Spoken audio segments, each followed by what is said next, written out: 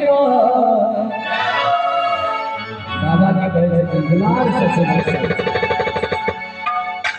जजा के काट को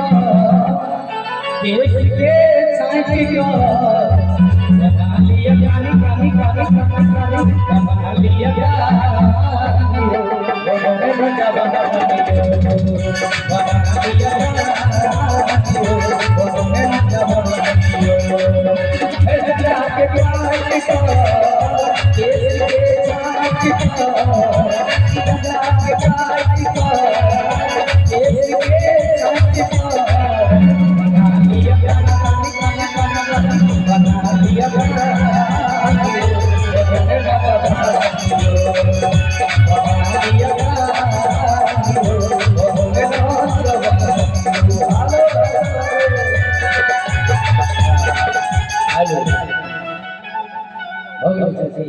नहीं लगे से